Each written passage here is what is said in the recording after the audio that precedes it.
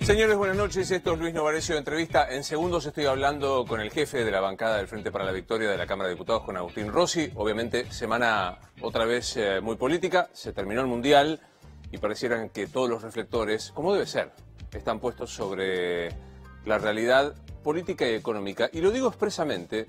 Yo creo que lo que está sucediendo, y en este programa lo sostenemos desde hace mucho tiempo, es una cuestión mucho más política que económica. Es impactante que estemos obsesionados por mirar, hoy se dijo bajó el dólar, 29 pesos, 29.30 en los más minoristas. Y estamos hablando de esto, el ministro Duhovne habló con los fondos de Nueva York. A mí me parece que definitivamente, y lo dice un lego absoluto en materia económica, pero aprendimos en la escuela secundaria que hay un valor constante cuando se analiza qué pasa en la realidad económica, que es la confianza. Y parece que evidentemente lo que está sucediendo en este problema es un serio problema de confianza política en las decisiones que toma el presidente de la Nación. Para dar solo un ejemplo de un valor que también aburre tener que explicar que el dólar en la Argentina es una medida importante, a diferencia de otros países, simplemente por la historia. Desde que Perón dijo quién vio un dólar alguna vez en la vida hasta ahora, los argentinos pensamos en dólar. Está bien, bueno, probablemente esté mal, pero no hay peor cosa que enojarse con la realidad. De lo que va de enero a este momento de principios de julio, el dólar aumentó el 55%. Hoy las tasas, las LEVAC, para los mercados mayoristas, cerró un 52%.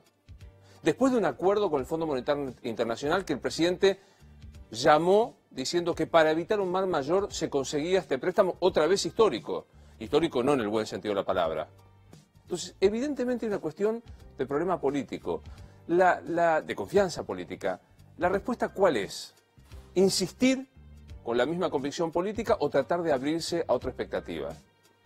Yo sé que en la política argentina es bastante difícil pensar en escuchar al que piensa distinto y sentarse a dar la posibilidad de que hay algo más importante que la vocación por una elección, legítima, pero menor, frente a la situación de zozobra. Porque digo, no es solo economía en números de un Excel. El 55% del aumento del dólar es precios para que la mayoría no puede alcanzar. Es inflación que hoy no se sabe de cuánto es. Luis Bednaza, el presidente de Techín, no estoy hablando de una organización trotskista que piensa que el capitalismo debe desaparecer. Luis Bednaza de Techín nos decía en Radio La Red, hay que rediscutir la cuestión salarial. Bueno, siempre detrás de lo que está sucediendo.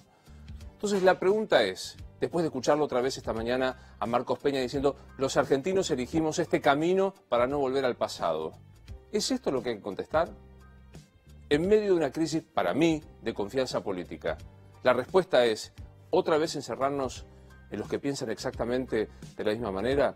Bueno, este es alguno de los temas que vamos a hablar en una jornada, insisto, todavía con el remesón de la eliminación del Mundial, con mucho para discutir. Mañana comienza el tratamiento de la despenalización del aborto en el Senado, con una declaración de Gabriela Michetti que sorprendió a ajenos sin dudas y a propios también, diciendo que aún en el caso de una mujer violada, ella estaría en contra de que se produjese un aborto y dijo puede darse en adopción, no sé, no pasa nada, cito textualmente, algunos de los temas que seguramente hablaremos con Agustín Rossi, a quien ya recibo.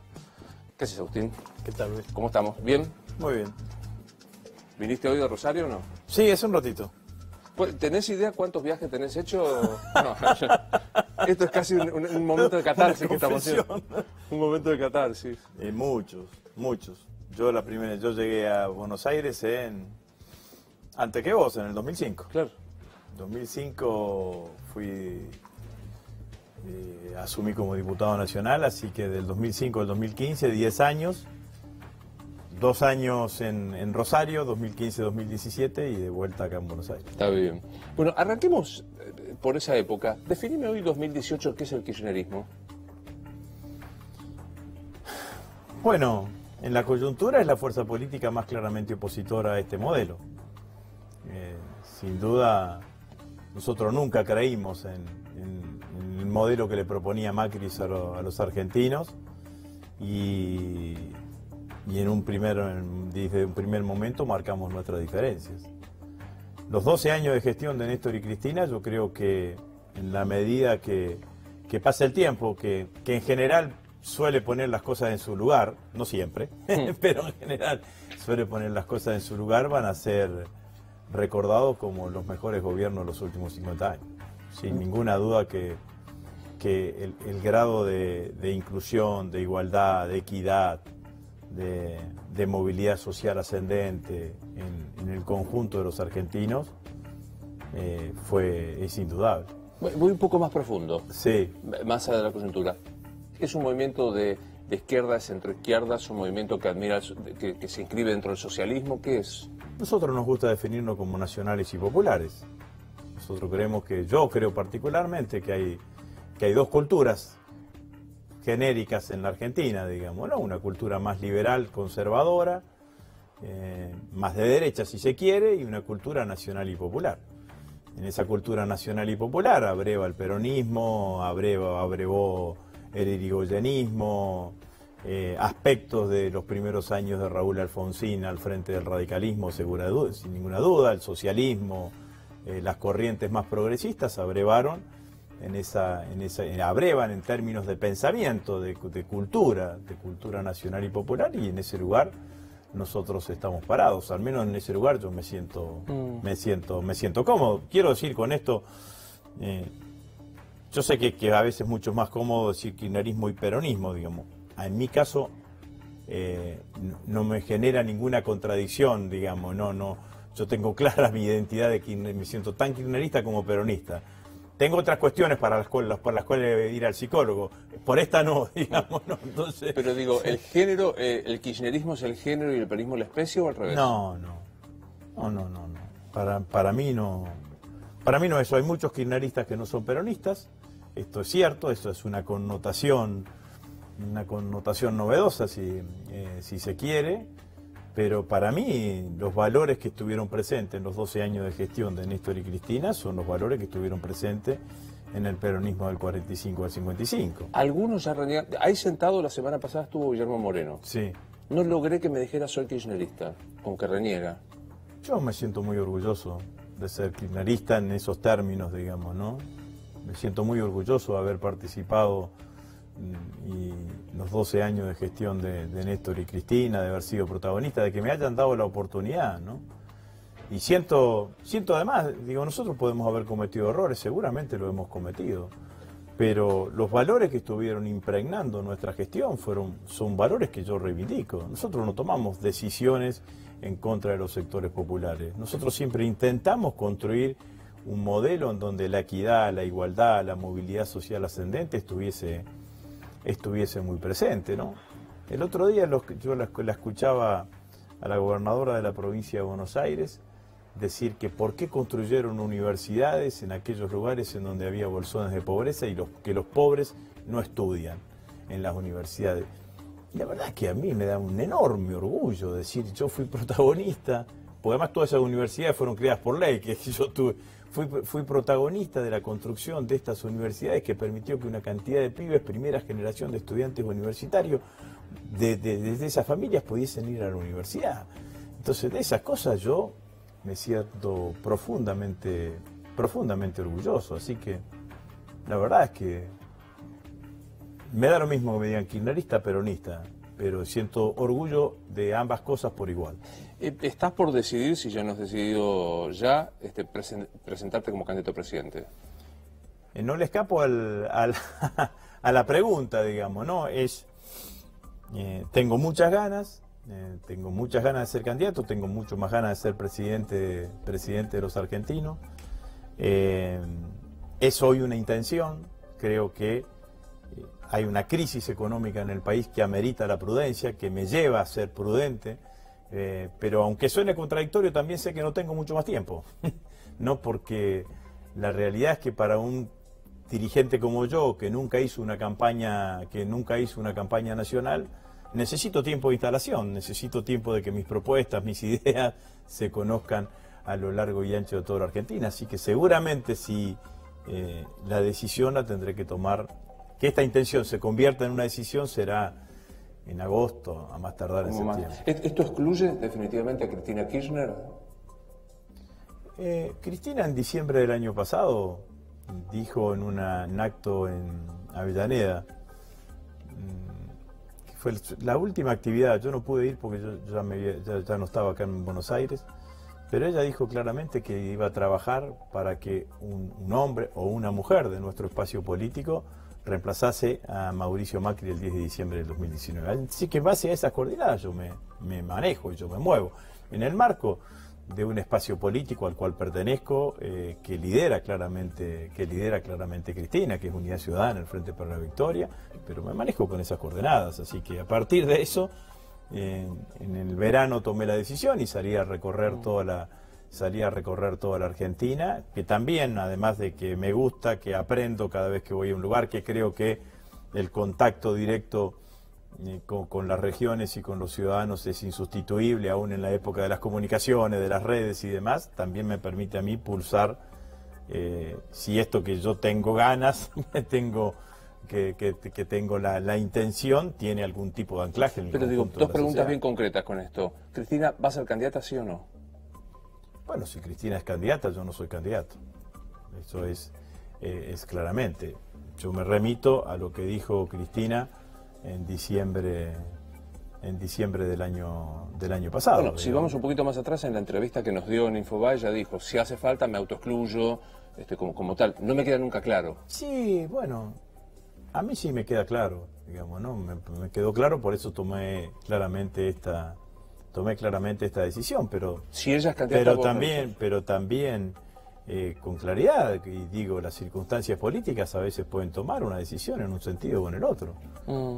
Eso es así. ¿Cuánta plata hace falta para ser candidato a presidente? Un montón me parece, pero todavía de eso no me puse a pensar. Pero definamos un montón. No tengo idea. No tengo idea. La verdad es que no tengo idea. Por lo que me dicen y por lo que empiezo a charlar con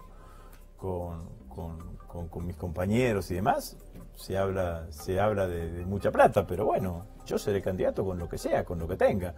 Hay una cosa que la ley de las PASO puso que facilita una cantidad de cuestiones, digamos, ¿no? Que es la posibilidad de que los espacios en radio y televisión sean espacios que se ceden, que las empresas ceden gratuitamente a los partidos políticos. Así que el principal gasto que se tiene en una campaña electoral está resuelto. O sea que se achicarán las otras cosas. Tanto el Partido Justicialista como Unidad Ciudadana van a recibir recursos por parte del Estado, y con eso y alguna cosa más me manejaré. No creo que sean decisivas, digamos, ¿no? Los recursos. Yo creo que lo que es decisivo en una campaña electoral es el lugar desde el cual uno habla. Yo hablo desde un lugar.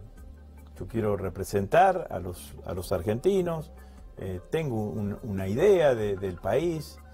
Yo creo que los argentinos tenemos más que ver con el modelo nacional y popular que con el modelo liberal conservador. Creo que los argentinos defendemos, crecimos, este país creció con la producción, con el trabajo. Creo que un modelo como el que tenemos hoy, con el 50% de tasa de interés, lo que hace es genera indignados, y el trabajo dignifica, es una diferencia sustancial. Yo creo en los argentinos. Yo creo que los argentinos podemos fabricar, podemos producir, podemos industrializar una cantidad de cosas. Creo en la inversión extranjera directa, no la endioso.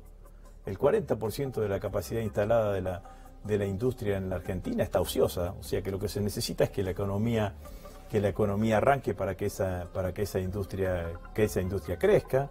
Creo que hay que la economía crece desde abajo, hay que ponerle plata en el bolsillo a la gente. No se le puede haber robado 100.000 millones de pesos a los jubilados y los pensionados. No se puede hacer paritarias para que pierda el poder adquisitivo del salario. En un país como el nuestro, el 75% del PBI se explica por el consumo. Creo que Macri es antiguo. Macri está pensando con una cabeza antigua. No existe más el mundo que piensa Macri. El mundo de la globalización no existe. Ese mundo que impulsaron en los 80 Reagan y Thatcher, son los dos primeros países. Inglaterra se va de la Unión Europea, Trump cierra las fronteras de los Estados Unidos. En el medio hay una gran guerra comercial, está sobreestoqueado el mundo. Tenés que cuidar tu trabajo, tenés que cuidar al productor argentino, al trabajador argentino, al empresario al empresario argentino, creo en la ciencia y la tecnología. La brecha tecnológica que tenemos con los países centrales es cada vez más grande. Si seguimos comprando paquetes cerrados, cada vez vamos a tener más dependencia. Entonces hay que apostar al Ministerio de Ciencia y Tecnología, al CONICET, al INTI, para que eso genere, en algún momento genere ese mundo del pensamiento, transferencia con el sector productivo y generar desarrollo científico y tecnológico. Creo en el Estado. Yo creo que, por ejemplo, el presidente está desperdiciando YPF, la ha subestimado la capacidad que tiene YPF para poder aumentar las condiciones de explotación y exploración, que yo creo que son una de las grandes apuestas que tenemos que tener. Si nosotros logramos tener estar lo más cercano al autoabastecimiento energético, no solamente resolvemos ese tema, sino que el déficit y la balanza comercial se nos achica notablemente. Déjame que te pregunte algunas cuestiones bien coyunturales. ¿No Sí. vuelve más Unidad Ciudadana al Partido Justicialista? Unidad Ciudadana es, en la provincia de Buenos Aires, se constituyó como un frente de partidos en donde no estaba el Partido Justicialista. Se fueron del PJ. En la provincia de Buenos Aires. Cristina se fue del PJ. Sí, más larga la cuestión, digamos, ¿no? Pero bueno, en la provincia de Santa Fe, por ejemplo, Unidad Ciudadana fue dentro del frente que construyó el Partido Justicialista. ¿Qué es lo que yo creo que sería lo ideal para la oposición? Construir un gran frente opositor, en donde esté el PJ, los partidos que integran Unidad Ciudadana, otros espacios políticos, y utilizar virtuosamente esta herramienta de las PASO para que los distintos sectores de la oposición puedan ir a las elecciones del 2019 con una única candidatura, para tratar de ganarle a lo que seguramente será el intento reeleccionista de Macri. ¿Te sentás con Massa en el mismo acuerdo político? Yo he dicho que no tiene que haber que el único límite es Macri, a mi criterio. Incluyo desde Massa hasta el FIT. Los del FIT me dicen, con ustedes no vamos a ir nunca. Pero bueno, pero me parece que hay que tener, que no tiene que tener límites el acuerdo. No tiene que tener límites desde la política. Sí, lo que tiene que tener es un programa. Porque el mayor problema que puede llegar a tener la unidad, o la mayor posibilidad de fracaso que puede tener la unidad, es que sea vista como un acuerdo cupular de dirigentes que se juntan al solo efecto de defender sus propios espacios de poder. Entonces tenés que tener un programa, tenés que tener las cosas que pensás hacer, nombré algunas, digamos, ¿no? Las cosas, digo yo, primera medida de un gobierno nacional y popular es derogar la reforma previsional, porque además hay que recuperar confianza. Vos hablaste en tu editorial, en tu introducción, de confianza. Este gobierno perdió la confianza. Perdió la confianza, no la economía, perdió la confianza. El principal capital que tiene una gestión es que genere confianza en los argentinos. Bueno, yo creo que hay que recuperar la confianza en los argentinos, para eso hay que derogar la reforma previsional, hay que transmitirle otro valor a los argentinos, hay que decir que a nuestros adultos mayores hay un gobierno que los va a cuidar, no que los va a esquilmar. A mí me cuesta no caer en la trampa de pero ustedes y en los otros, pero digo, lo estás diciendo desde el lugar que integraste el gobierno que vetó el 82% móvil. Sí, yo lo defendí esa posición en el Congreso de la Nación. Yo era presidente del bloque de diputados y dije claramente, vamos a llegar al 82%. Ustedes quieren adelantarse 1 año y medio o 2 años. Cuando terminamos con el índice de movilidad jubilatoria que nosotros habíamos aprobado, antes que lo derogue el gobierno, la tasa de sustitución en la jubilación mínima era casi el 81,5. 6.000 pesos. Bueno, hay que recuperarla. Empezamos de 150. Cuando nosotros adquirimos el gobierno, los 12 mejores años vos dijiste los 12 mejores años de gobierno democrático de la historia, 6.000 pesos un jubilado. Sí, sí. Me podés contestar hoy 8.000, ¿no? No, bueno, pero no importa. 6.000 pesos un jubilado. Puedo decirte, logramos que la mayoría de los hogares en donde había 2 adultos mayores tenían 2 ingresos. Porque logramos una enorme inclusión jubilatoria con las amas de casa. Y con las amas de casa y con aquellos que no habían completado comprar los 30 años su de jubilación. Teníamos una tasa de inclusión dentro del sistema previsional del 60%, pasamos al 97% cuando nos fuimos del gobierno. Armamos un instituto como el PAMI, que tenía una cantidad de beneficios y de políticas para los adultos mayores, sobre todo en el marco de los medicamentos, que fueron suprimidos por este gobierno. Todos sabemos lo que significa la canasta de medicamentos, que tiene mayor impacto en los adultos mayores. Y claro que siempre hay que tratar de mejorarla, pero ahora nosotros teníamos un índice de movilidad jubilatorio que combinaba los ingresos tributarios con la evolución del salario, que permitía que en la medida que aumentaban los ingresos tributarios, que aumentaba el salario, se iba acomodando todos los días más hacia el alza. Objetivamente, no puedo discutirlo, eso es objetivamente así. ¿No es mucho decir vamos a indultar a los que votaron a Macri? Bueno, no fue... Hice un Twitter y fue equivocado, digamos, el tweet, porque el tweet no refleja lo que estaba diciendo, digamos, ¿no? Yo le estaba diciendo en un acto a mis compañeros militantes, que si queríamos volver a ganar, no podíamos seguir hablando solamente entre nosotros, que teníamos que hablar con todos, inclusive con aquellos que habían votado, con aquellos que habían votados a Macri. Bueno, en ese marco dije esa expresión. Bueno, sacada de contexto. No estaba dirigida a los votantes de Macri, estaba dirigida a nuestros compañeros, a nuestros militantes, diciendo, muchachos, hay que abrir la cabeza, tenemos que hablar absolutamente con todos, no tenemos que seguir enojados con los que votaron a Macri en el 2015 ni en el 2017. No, lo que tenemos que hacer es tratar de ver de qué manera consensuamos. El 70% de los argentinos hoy está en contra del gobierno del presidente Macri. Muchos votantes de Macri hoy están decepcionados, hay que hablar con ellos, hay que ver de qué manera se consensúa. Bueno, en ese marco fue hecho. Digamos, no, reconozco que después de sacado eso y dicho de esa manera, bueno, quizás genera el efecto inverso, digamos, ¿no? Pero la verdad que tenía que ver con eso, ¿no? Te tiro frases populares que se escuchan en la calle y vos me decís qué te pasan. Mauricio Macri, vos sos la dictadura. No, no es la dictadura. Mauricio Gato, que se vaya ya. No, yo espero que termine su mandato. Espero que termine su mandato el 10 de diciembre de 2019. Termino todo mi discurso diciendo que convoco a todos los argentinos para que el 10 de diciembre del 2019 sea el último día en que Macri gobierne la Argentina. ¿Lo va a terminar el mandato? ¿Lo ves institucionalmente? Yo trabajo para eso. Yo soy un opositor responsable. Un opositor responsable significa decirle al presidente cuando el presidente se equivoca. El presidente tuvo una enorme oportunidad de generar un gran acuerdo, que fue antes de ir al Fondo Monetario Internacional.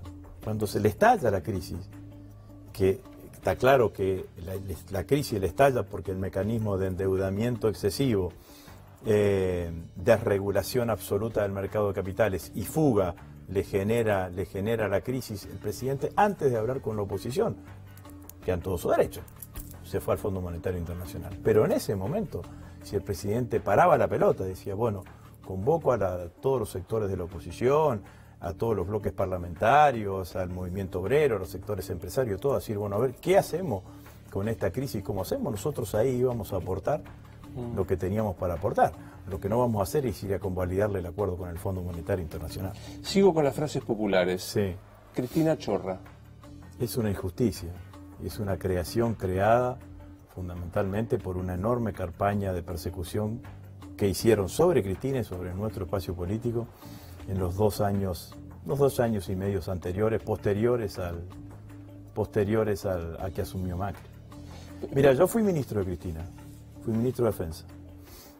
Me tocó, a pesar de que es un ministerio que necesitaría más recursos, me tocó administrar uno de los ministerios con más recursos por la cantidad de sueldos, salarios, jubilaciones y retiros que se pagan. Y yo administré eso de acuerdo con la presidenta. Yo sé de la mirada de Cristina sobre la rigurosidad en la administración de los fondos públicos. Cuento una cosa más. Yo había trabajado mucho, yo y todo nuestro equipo, para reemplazar los aviones Mirage. Los aviones Mirage eran los últimos aviones supersónicos que tenía la Argentina, que había que darlos de baja en el año 2015. Los mismos de Malvinas. Los mismos de Malvinas, sí. Y había consultado muchísimas propuestas. había hablado con los Mirage franceses, había hablado con los F-1 españoles, había hablado con los F-15, que son los norteamericanos, con los Sukhoi rusos, con los JF-10 chinos, y me había quedado con los Kafir israelíes. Los Kafir israelíes es una variante de los Mirage fabricada por los israelíes, que me parecía que para una etapa de transición 10, 15 años, eran importantes. Y yo creo que la Argentina tenía que tener su flota de aviones supersónicos, por ejemplo, como para hacer el escudo aéreo cuando se reúna el G20, que ahora vamos a tener que pedir prestado. Y la verdad que habíamos hecho un trabajo enorme, analizado los pliegos, las condiciones, cómo se iba a hacer, con transferencia de tecnología y demás. Estábamos llegando ya casi al final de nuestro gobierno. Yo lo quería firmar. Cristina me dijo, mirá, no lo vamos a firmar. Pero mirá que trabajé un montón. Bueno, no lo vamos a firmar porque si no, como la mayor parte va a ser devengada en el gobierno anterior, se va a generar una sospecha de que el acto no fue lo suficientemente transparente. Y no lo firmamos. Pero así digo, que yo no dudo de la honestidad de Cristina. ¿Pones las manos en el fuego por la honestidad personal de Cristina? Sin duda. No tengo dudas. ¿No te hace ruido la fortuna de los Kirchner? No. Era una fortuna vida antes de que Néstor y Cristina lleguen a la Casa Rosada. ¿Genuinamente? Sí, sin duda. La declararon. La declararon, fueron y la declararon en las declaraciones juradas. Digamos, cuando uno analiza y mira para atrás las declaraciones juradas, son dirigentes políticos que siempre declararon lo que tenían. Y fueron declarando cada vez, todos los años, las declaraciones juradas que te iban teniendo. No es una repregunta de mala leche, pero digo, vos que laburás, tenemos casi la misma edad, sí. Pero ¿se puede tener esa fortuna laburando esencialmente en la función pública? No laburaron esencialmente en la función pública. Tenían un estudio jurídico antes de ingresar a la función pública. ¿Por qué decís que laburaron exclusivamente en la función esencialmente, pública? Esencialmente, pero tuvieron durante muchos años su estudio jurídico. Y después vos sos gobernador, sos senador. En general, salvo determinados momentos, los sueldos y los ingresos del sector público en una determinada etapa de tu vida no son de un obrero no calificado, digamos, no, pero lo que yo quiero decir es que el valor de que todo lo que se le cuestiona a Néstor y a Cristina tiene que ver a partir de las declaraciones juradas que ellos mismos presentaron. Nunca estuvieron escondiendo nada. Se lo digo a un dirigente que, por ejemplo, padeció con una de sus hijas, con Delfina. Sí. Algo que a mí me pareció a priori injusto, que era por ser hija de, sí, se la sospechaba, sin preguntar, a ver, ¿tiene idea tiene formación, no tiene formación, de dónde viene? Y me parece que no es el mismo caso de que los hijos de la expresidente. Digo, a tu hija nunca le encontraron una caja de seguridad con $5 millones. Sí. Eso que pasó con el caso de Florencia, ¿no te genera ruido? Pero Florencia tiene esos $5 millones por el hecho más desgraciado de su vida, que es la muerte de su padre, Luis. Si vos le preguntás a Florencia, ¿querés estos $5 millones o que Néstor esté vivo? No, bueno, claro. ¿Qué cree que te va a contestar? No, claro, es obvio. Pero no es obvio, es eso. Florencia tiene esos $5 millones, o no sé si tiene, porque la verdad que no sé si redondeé en esa cifra, pero no la acuerdo. Perdón, ese monto porque se ejecutó la herencia, por la muerte de su padre. Una piba de 20, no sé cuántos años tiene Florencia ahora, 24, 25 años, 26 años, que se le murió su viejo. A mí se me murió mi viejo cuando yo tenía 12 años. Es injusto. Es injusto.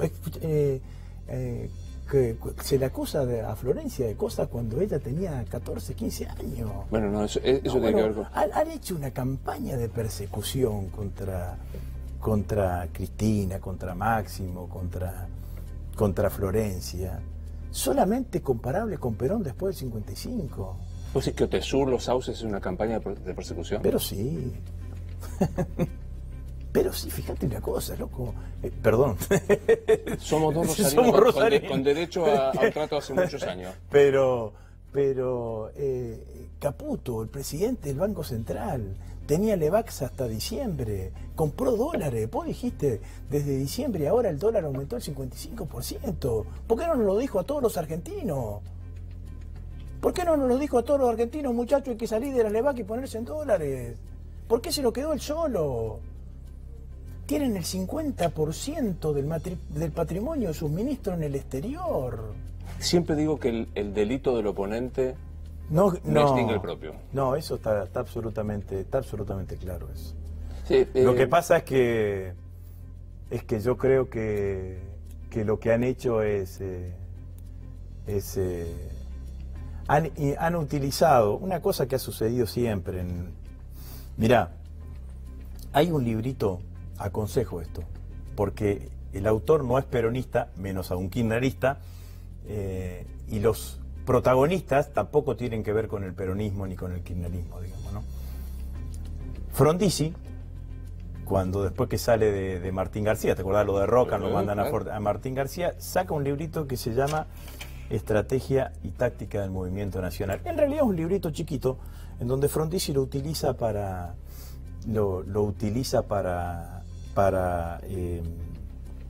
defender su gestión, ¿no? Bueno, en el capítulo 3 creo que habla sobre la corrupción como forma de difamar a los gobiernos nacionales y populares y demás. Y cuenta la historia del dique San Roque.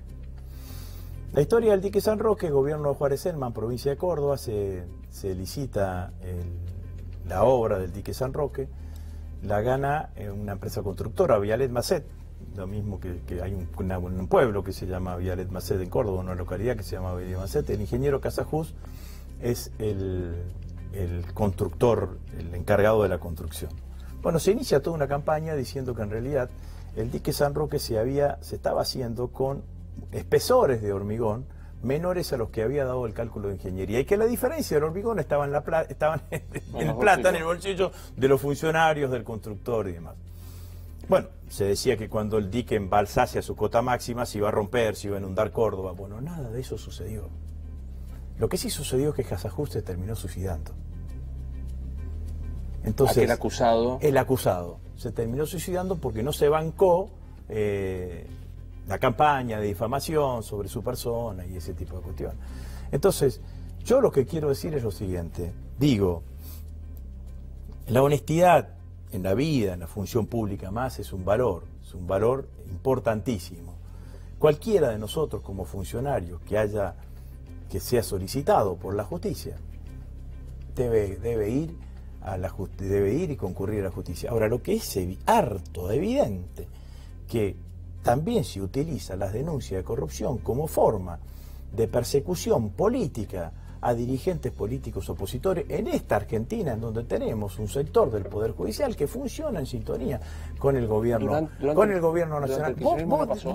Vos sos abogado, ¿vos creés que Bonadío tiene la suficiente independencia para analizar jurídicamente los casos que tiene contra Cristina? Te contesto de esta manera. Fue 12 años juez mientras ustedes eran ministros, donde ustedes eran gobierno. Totalmente de acuerdo, y otros también exactamente de la misma manera.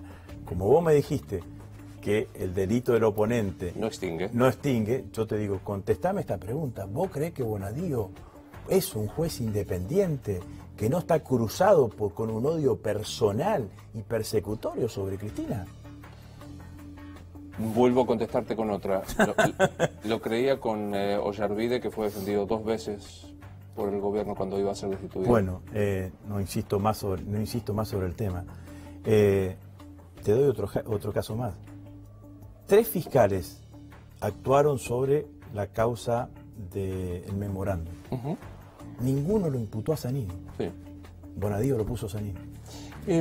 Agustín, me quedo pensando, y ya que vos habilitaste como hablaríamos en un café, hablaste de Caputo y las Levaque. ¿Son chorros? Qué sé yo, digamos, ¿no? Yo soy muy prudente en ese tipo de cuestiones. A mí me parece que lo que le está pasando al gobierno es que le pasa a todos los gobiernos que ponen CEOs de empresas que tienen evidentes contradicciones y conflictos de intereses. Esto es claramente así. Una cosa es tener un conflicto de interés. Pero digo, bueno, pero Aranguren... es la forma eufemística de decir cómo alguien puede representarme a mí y defenderme a mí cuando pasó toda su vida del otro lado del mostrador. Esto es así. ¿A dónde se va a volver Aranguren ahora que no es más ministro? Seguramente terminará en Shell o en alguna subsidiaria de Shell o en alguna subsidiaria de Shell. Caputo es el presidente del Banco Central. Quedó claramente comprobado que tenía una empresa offshore que no declaró adecuadamente su declaración jurada, que esa empresa offshore después compró parte del bono de deuda que él emitió a 100 años. Entonces, el nivel de incompatibilidades es harto de manifiesto. ¿Cómo es lo del presidente Macri con el correo? ¿Cómo es que llegó hasta esa instancia en donde le íbamos a condonar 70.000 millones de pesos al presidente Macri? ¿Cómo es la relación del presidente Macri con los dueños de las empresas eléctricas, que son los que más han ganado en estos últimos años con la quita de los subsidios, que les ha aumentado claramente la rentabilidad? Bueno, seguramente será materia de investigación en algún momento. Ahora, lo que sí está claro es que yo creo que no tienen ninguna autoridad ni ética ni moral para andar acusando a nadie. Estos tipos van a estar acusando, ¿no?, a mí. La verdad. ¿De qué nos van a acusar? ¿De qué van a decir el gobierno, del kirchnerismo, son todos corruptos? La verdad que todos estos tipos que tienen su plata en el exterior. Yo voy a decir algo que para mí son un accidente de la democracia, este gobierno. Macri es un accidente de la democracia. Porque la democracia está hecha para que te gobiernen los iguales, no los distintos. Y ellos son distintos. Para ellos es natural tener cuentas offshore o tener la plata en los paraísos fiscales, porque lo han hecho siempre. Son parte de un sector de la dirigencia empresaria de este país que obtiene rentabilidades y se lleva la plata al exterior, que como mínimo eluden impuestos. La plata del hermano del presidente. El presidente no sabía. El presidente no sabía la blanqueada. Sí, el presidente no sabía, era plata del hermano. Suponete que alguien te está dando razón en todo lo que estás diciendo, sí, tiene razón. ¿No habrán hecho muy mal las cosas ustedes para que ganen ellos las elecciones? Bueno, ahí entramos en un análisis más político, digamos, ¿no? Yo creo que nosotros... No me digas que por culpa de Clarín. No, yo digo, nosotros tuvimos 12 años y medio en el gobierno, 12 años y medio en el gobierno para cualquier espacio político en el gobierno, salvo para el PRI mexicano, digamos, ¿no? Es un tiempo prudencial para que aparezca el desgaste, que aparezcan las críticas. Gobernamos el segundo mandato de Cristina con una situación económica difícil, teníamos la famosa restricción externa, no queríamos hacer una devaluación excesiva, hicimos una devaluación pequeña en el 2014 y seguimos adelante con la política de desendeudamiento. Eso nos llevó a tomar medidas que no fueron del todo simpáticas, pero llegamos a la elección y sacamos el 48,5% de los votos. Nadie puede decir que fue un fracaso electoral. Perdiste la elección, pero no fue un fracaso electoral. Dejé para lo último con un sistema de medios que, fundamentalmente, después que se sancionó la Ley de Servicio de Comunicación Audiovisual durante el año 2010, ejerció una crítica muy fuerte sobre todo nuestro gobierno y sobre todo nuestro espacio político. Pero viste que, digo, el sábado perdimos 4-3, 3 goles no es poco. Sí, perdimos, siamo fuori. Suponete que, insisto, fuera todo cierto esto, son un accidente de la democracia, no son iguales. Se los conocía. Ustedes tuvieron los 12 mejores años. ¿El 51% de la gente se tiró un tiro en el pie? No se tiró un tiro en el pie. Eso sería subestimar al pueblo argentino, ¿no? ¿Qué les proponía Macri? Va a seguir todo igual como está hasta ahora, muchachos, pero sin que paguen ganancias. Este era el mensaje final. Va a seguir todo igual, pero no van a pagar ganancias y además no lo van a escuchar a Cristina en cadena nacional. Digo, esto era más o menos lo de Macri. Macri no ponía nada, en ningún momento le dijo a los argentinos que le iba a reducir las jubilaciones, en ningún momento le dijo que iban a perder poder adquisitivo de sus salarios, en ningún momento dijo que iba a haber despidos, en ningún momento dijo todas las cosas que iban a estar pasando. Tuvo el mérito de que le crean. Bueno, también a Menem le creyeron en el 89. Yo, que voté por el salariazo en el 89 y la revolución productiva. Pero la verdad es que Macri no plantea. Mira, vos hablabas de la corrupción. ¿Cuál fue el principal hecho de corrupción en la campaña del 2015? 2015, soy muy malo con las fechas, pero tenías Otesur, tenías Los Sauces, tenías... José López fue después.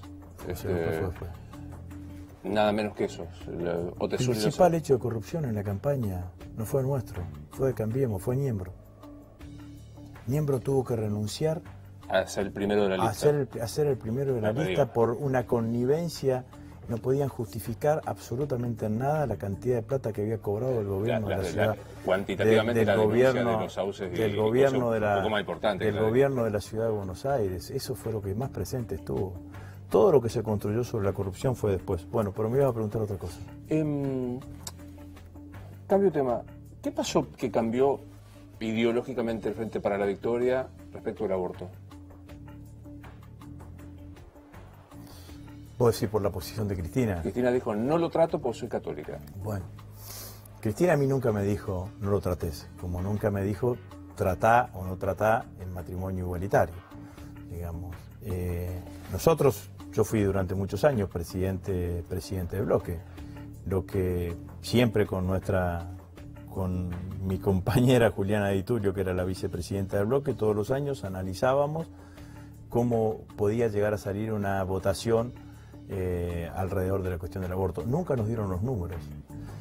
Y nosotros no somos este gobierno que dice habilito, abro para que se abra el aborto, pero la verdad es que Macri, Michetti, Marcos Peña y la mayoría votan en contra. Alfonsín impulsó la ley de divorcio y él militó la ley de divorcio. Nosotros impulsamos la ley de matrimonio igualitario y Néstor militó la ley del matrimonio igualitario. Entonces esta fue simplemente la razón. No hubo otra razón, independientemente de la posición personal de Cristina. Se emitió un comunicado del bloque de senadores. ¿Tú indicas que Cristina va a votar a favor? ¿Lo conversaste con ella si es que va a votar a favor? Sí, el bloque de senadores claramente al otro día dijo que la totalidad de los miembros, Cristina es una de las integrantes del bloque del Frente para la Victoria, así que seguramente va a votar a favor. También hay que analizar todas las cosas y todos los momentos y cada una de las circunstancias, ¿no? Los momentos y las circunstancias. Sin duda.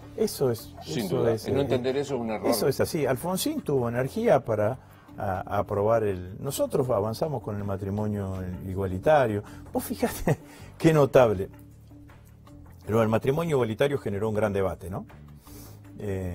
Al poco tiempo aprobamos la ley de identidad de género, que desde el punto de vista filosófico... Es mucho más potente. Se aprobó, Luis, por unanimidad y sin debate, en diputados y en senadores, sí, sin duda. Digamos, ¿no? Yo creo que lo más importante, lo dije en mi discurso el otro día en el debate sobre el aborto, lo más importante fueron todas las cosas importantes, pero una de las cosas importantes es que un tema que siempre se hablaba en voz baja, por las orillas lo sacamos del closet también. Entonces, hoy hablas, estás a favor, estás en contra, pero todo el mundo habla de la interrupción voluntaria del embarazo. Al principio hablabas de algunos arrepentidos, kirchneristas, no se usaste la palabra traidores, pero bueno. No utilicé. No la utilizo. ¿Pichetto es un arrepentido del kirchnerismo?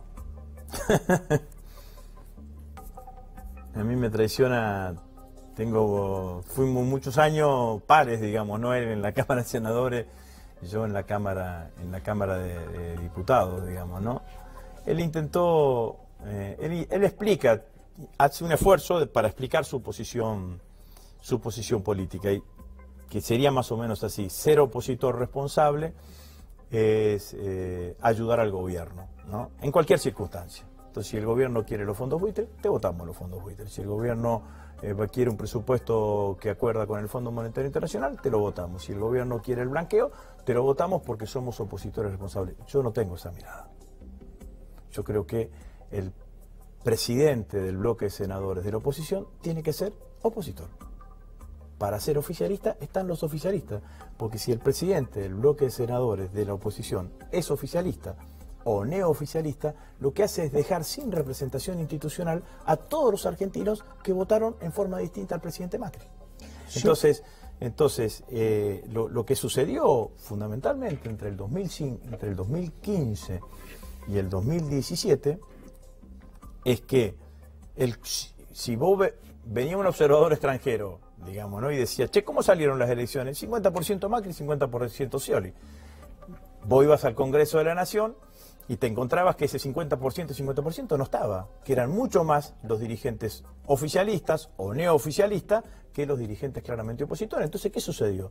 Los dirigentes oficialistas que no dejaron de representar institucionalmente al pueblo que los representó, no estaban cumpliendo con su rol de ser opositor responsable. Yo creo que ser opositor responsable es decirle al gobierno cuando se equivoca. Entonces, ¿qué hubiese pasado? Te pregunto yo, si no hubiésemos votado el acuerdo con los fondos buitres. En ese momento lo que hubiese pasado es que Prat-Gay se hubiese ido de vuelta a Nueva York y hubiese tratado de renegociar en mejores condiciones el acuerdo con los fondos buitres. ¿Qué hubiese pasado si no hubiese salido la ley de reforma previsional? El gobierno hubiese buscado el ahorro fiscal que decía necesitar en otro lado y no pegándole a los jubilados y pensionados. Claro. ¿Daniel Scioli fue? Fue candidato... No. ¿Como candidato a presidente? ¿Fue? ¿Ya está? ¿Terminó su ciclo? No, yo nunca cierro el ciclo político de nadie. La política argentina muestra que es así. A mí tantas veces me consideraron que ya había sido, así que no, para nada. Me parece que es un dirigente político importante. Tengo una excelente relación personal con Daniel. Lo valoro mucho, ayuda mucho en el bloque. Y valoro mucho todo lo que ha hecho, lo que hizo como candidato, lo que hizo en estos 2 años, quedarse siempre en un mismo lugar. Hay valores que yo destaco y pongo de relevancia, así que valoro mucho. Odio la expresión la gente, que usamos mucho la expresión. Sí. Gente dice, la gente digo, la voy a usar. Está bien. ¿Qué crees que piensa la gente de vos? Epa. Lo que más me reconocen, inclusive propios extraños, es que hace años que estoy en el mismo lugar, ¿no? Que soy un tipo coherente, que en los momentos difíciles de nuestro espacio político estuve allí poniendo la cara y que en los otros momentos también. Me parece que eso es un reconocimiento sobre mi persona, digamos, ¿no? Sobre mi vida como dirigente político, el haber estado siempre en un mismo lugar, ser coherente, dar testimonio cuando había que dar testimonio, aunque eso significase complicaciones en términos de vida política, si se quiere, digamos, ¿no? Para mí, vos lo sabés, en la provincia de Santa Fe, el debate sobre la 125 no me fue inocuo. No, claro. Probablemente fuiste uno de los primeros escrachados. Así que pero yo creo que en general he transitado toda mi vida política generando sobre todas las cosas respeto por la mayoría y obviamente adición y afecto por aquellos que se sientan representados por mí. Es una, aparte de muy mal gusto, no sé si de muy mal gusto, pero por lo menos de un machismo absoluto, la expresión que dice: si Néstor no se hubiese muerto, Cristina no hubiese tenido el final de gobierno que tuvo. ¿Cómo te cae esa expresión? Me gustaría ser presidente e irme como se fue Cristina. 1 millón de personas despidiéndola. Me gustaría ser presidente e irme como se fue Cristina. La verdad es que tuvo un final como ningún otro presidente de la democracia. Macri es un privilegiado, Luis. fue el primer presidente de la democracia que recibe el gobierno de una presidenta, en este caso, de un signo político distinto, no en crisis. La Argentina tenía problemas en el 2015, pero no tenía crisis. Alfonsín la recibió de la dictadura, Menem con la hiperinflación, De la Rúa con la hiperdesocupación, Duhalde y Néstor con la crisis del 2001. Macri tuvo un país desendeudado. 30% de inflación, Agustín. Bueno, 30% de pobres. Bueno. Tuvo un país desendeudado con una desocupación debajo del 6%.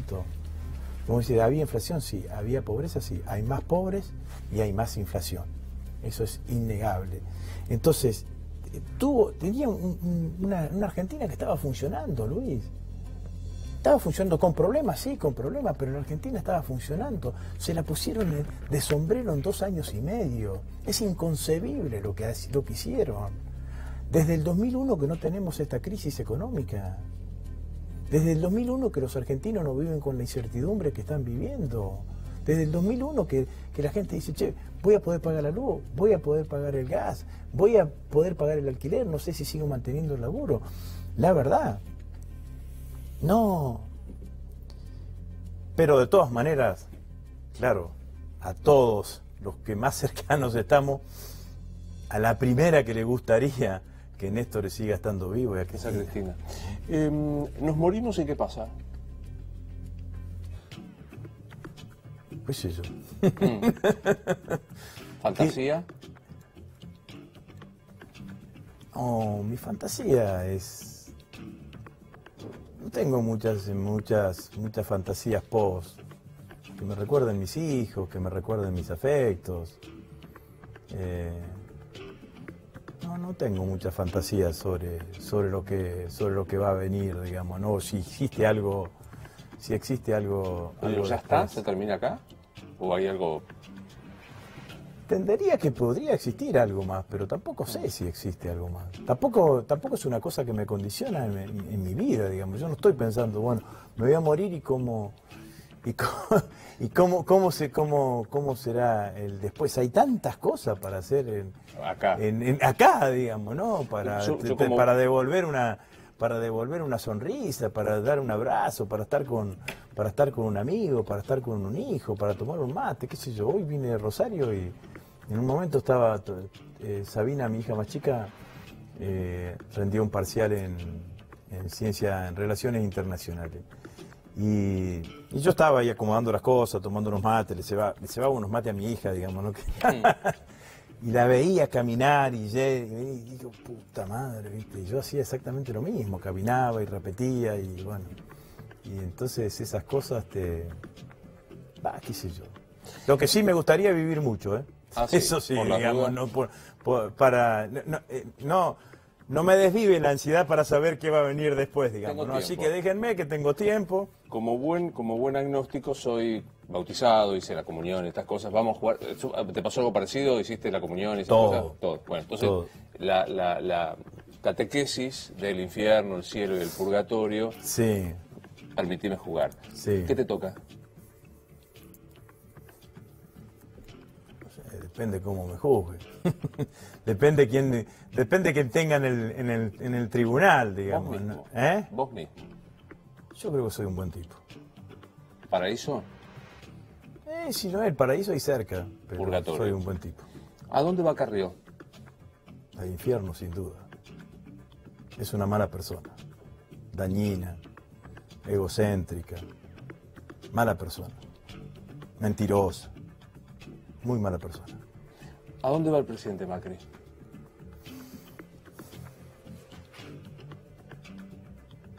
No sé dónde irá Macri, ¿no?